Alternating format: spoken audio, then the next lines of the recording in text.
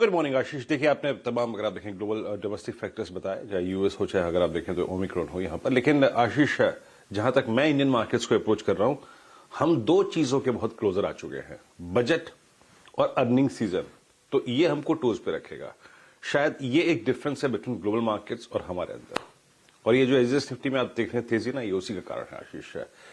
क्या अप्रोच रखनी चाहिए? देखिए आशीष, अगर आप इंस्टीट्यूशनल अप्रोच देखें, जैसे कि आपने एफआईएस को समझाया अभी, 496 करोड़ रुपए की उनकी बाइंग कैश में, 578 करोड़ रुपए का उन्होंने इंडेक्स बाय किया। लॉन्ग शॉर्ट अगर आप देखें, यहां पे शॉर्ट उनकी कवर थी मोटे तौर पे। 64 करोड़ रुपए का स्टॉक फ्यूचर बेचा। यहां पे अगर आप देखें थोड़े बहुत शॉर्ट लॉन्ग दोनों इनिशिएट किए। लेकिन आशीष, अगर आप इंडेक्स ऑप्शंस को देखें, जहां पे उन्होंने 4633 करोड़ की बिकवाली करी, कॉल शॉर्ट 30,000। कॉल शॉर्ट कौन सी है मैं समझाऊंगा आपको, लेकिन उनकी तरफ से पुट शॉर्ट आई 36,000 अगेंस्ट 23,000 पुट लॉन्ग के, जो कि इंडिकेट करता है कि बाजार में बेस है और बेस को बाजार रिस्पेक्ट देगा। देखिए आशीष, अगर आप सिर्फ निफ्टी पे फोकस करें इस वक्त, तो निफ्टी में 18,000, 17,900 और 18,100 पे कॉल राइटर्स विजिबल है। यानी जब जब आप लॉन्ग ट्रेड लेंगे तो 18,000 के क्लोजर एज पर दीज स्टेट्स आपको प्रॉफिट्स बुक करने हैं। बड़ा ब्रेकआउट 18,010 के ऊपर 10, 20, 25 मिनट टिकने के बाद ही आएगा। पहली चीज तो ये, और इस आंकड़े के मुताबिक याद रखिएगा 17,700, 17,800 एक स्ट्रॉन्ग सपोर्ट जोन है, इवन 17,665 एक स्ट्रॉन्ग जोन है। जब जब उस, मैं यहां पे थोड़ा वीकली कॉन्ट्रैक्ट के हिसाब से बात कर रहा हूं आशीष, जब जब इस जोन में जाए निफ्टी जरूर पिक कीजिएगा। मैंने इस जोन में 17,900 की कॉल दिलवाई थी, उस पर अगर आप देखें शुक्रवार को अच्छा प्रॉफिट हुआ। तो जो रिस्क जोन में आप खरीदेंगे ना, 17,650, 710, 750, 810, वो आपको रिवॉर्ड करेगा, जैसे कि एसएस निफ्टी अभी कह रहा है। याद रखिएगा लॉन्ग ट्रेड्स को थोड़ा सा बुक करने की कोशिश कीजिए। स्क्रीन पर लेवल मेंशन है, करीब करीब 17,976 और 18,010। बड़ा ब्रेकआउट 18,010 के ऊपर ही आएगा आशीष, अगर हम सस्टेन कर गए आधे घंटे ऊपर। मैं निफ्टी पे शॉर्ट नहीं हूं आशीष, इस प्रोस्पेक्टिव से कि हम दो इवेंट्स यानी अर्निंग्स और बजट के बहुत क्लोजर हैं। सेकेंड बेस का second zone 17,560, even 10 day exponential moving average, मैं आशीष तब तक शॉर्ट नहीं करूंगा इन दो इवेंट्स को देखने के मद्देनजर।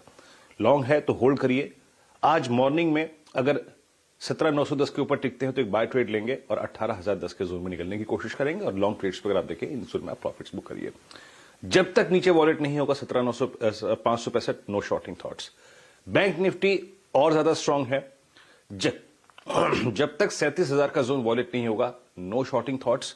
और याद रखिएगा बाय कीजिएगा। 38,000 एक स्ट्रांग रेजिस्टेंस है, बड़ा कॉल राइटर्स का लेवल है। निकलेगा थोड़ी देर हम टिकेंगे 38,080 के ऊपर, तो आपको करीब करीब 38,521, 38,390 तक का स्विंग मिलेगा। आशीष, इस बाजार में थोड़ा सा स्ट्रेंथ को खोजिए, और इंस्टीट्यूशनल अप्रोच एफआईएस की बहुत स्ट्रांग है, थोड़ा सा उस पर फोकस कीजिए।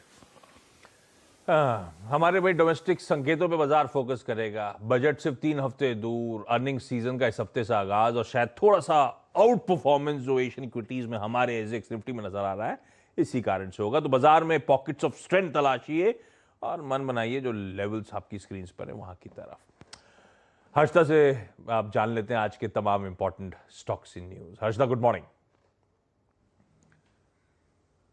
मॉर्निंग आशीष, आप जैसे कह रहे थे कि आईटी कंपनियों पर सबसे ज्यादा फोकस रहेगा। 12th ऑनवर्ड सभी आईटी कंपनियां अपने नंबर्स डिक्लेयर करने वाली है, लेकिन सबसे बड़ा ट्रिगर फैक्टर आज के लिए टीसीएस है, क्योंकि ये अपडेट निकल कर आया है कि कंपनी की जो बोर्ड बैठक 12 तारीख को होने वाली है, उस दिन बायबैक पर भी विचार होगा। तो अगर ये बायबैक अप्रूवल मिलता है, चौथा बायबैक होगा कंपनी का। अब तक 16,000 करोड़ के 3 बायबैक्स कंपनी कर चुकी है।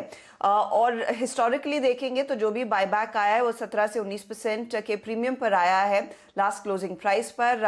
और अगर आप फ्राइडे के स्टॉक प्राइस देखें जो 3,858 के आसपास थी, तो अनुमान यही है कई सारे जानकारों का कि 4,500 से 4,600 रुपए के बीच का ये बायबैक रहेगा। तो ये इनफैक्ट आज का सबसे बड़ा ट्रिगर रहेगा टीसीएस के लिए, और बाकी आईटी कंपनियों के लिए ये मूड इनफैक्ट सेट करेगा यहां से आगे के लिए। और ऑफ कोर्स नंबर्स तो रेडार पर रहेंगे ही।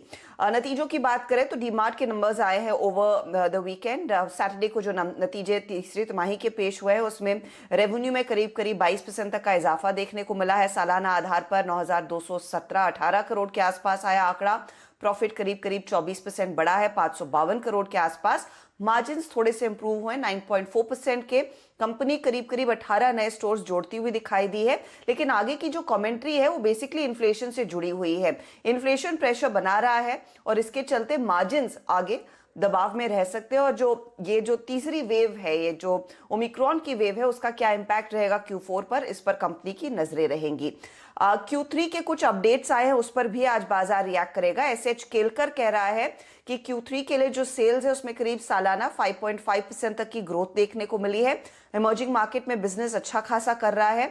डिस्क्रिशनरी नॉन डिस्क्रिशनरी स्पेंड्स दोनों अच्छे हो रहे हैं, लेकिन जो यूरोप का मार्केट है वहां पर अच्छी खासी बड़ी डील्स क्लॉक कंपनी कर सकती है, तो उस पर फोकस रहेगा गोइंग फॉरवर्ड। इमर्जिंग मार्केट्स में सेल्स करीब 7% बढ़ती हुई दिखाई दी है इस थर्ड क्वार्टर के पीरियड में, कंपनी ने कहा। ओबरॉय और शोभा भी रियल्टी कंपनी जो रेडार पर रहेंगी, जहां पर हमने देखा है Q3 के बुकिंग के आंकड़े आए हैं। ओबरॉय के लिए करीब 58% की ग्रोथ सालाना आधार पर देखने को मिली है। थर्ड क्वार्टर में 371 यूनिट्स इनकी बुक हुई है अक्टूबर दिसंबर वाले महीनों में। बुकिंग्स में करीब 103% का इजाफा सालाना आधार पर, और एरिया जो बुक हुई है उसमें 108% तक की ग्रोथ देखने को मिली है। शोभा की जो बिक्री के आंकड़े आए हैं या फिर जो सेल्स अपडेट आया है, सेल्स वैल्यू में 34% तक की ग्रोथ है ईयरली, सेल्स वॉल्यूम में 20% तक की ग्रोथ है ईयरली। बैंगलोर में 20% तक की ग्रोथ देखने को मिल रही है इनको सालाना आधार पर। और साथ ही साथ गुड़गांव के आंकड़ों पर अगर आप ध्यान देंगे तो 97% ज्यादा वॉल्यूम इन्होंने इस थर्ड क्वार्टर में क्लॉक किया है। इसी के ठीक साथ आप डीएलएफ को रेडार पर रखिएगा आज, क्योंकि डीएलएफ ने दरअसल वेस्ट दिल्ली में जो मोती नगर वाला इलाका है, और ऑफ कोर्स वीरू उस पर ज्यादा जानकारी देंगे, काफी प्रोमिनेंट इलाका है, यहां पर लग्जरी प्रोजेक्ट लॉन्च किया है। और जो पोटेंशियल रेवेन्यू आ सकता है इस लग्जरी प्रोजेक्ट से, वो करीब 4000 करोड़ के आसपास का आका जा रहा है। तो ये स्टॉक रेडार पर। और ऑफ कोर्स ओमिक्रॉन का इंपैक्ट अब एविएशन स्टॉक्स पर दिखने लगेगा। इंटरग्लोब एविएशन ने कह दिया है कि वो अपनी कैपेसिटी करीब 20% से घटा रहे हैं, क्योंकि कई सारे लोगों के ट्रैवल प्लान्स दरअसल बढ़ते कोविड केसेस के बीच कैंसिल हो रहे हैं या फिर बदल रहे हैं, तो वो भी आप रेडार पर रखें। बायोकॉन बायोलॉजिक्स का जो आर्म है, उनको दरअसल एक कंप्लीट रिस्पांस लेटर मिला है। एक बायोसिमिलर है डायबिटीज के लिए जो कंपनी डेवलप कर रही थी, और इसका मार्केट साइज यूएस में तकरीबन $2 बिलियन का है। तो ये सभी स्टॉक्स जो आज फोकस में।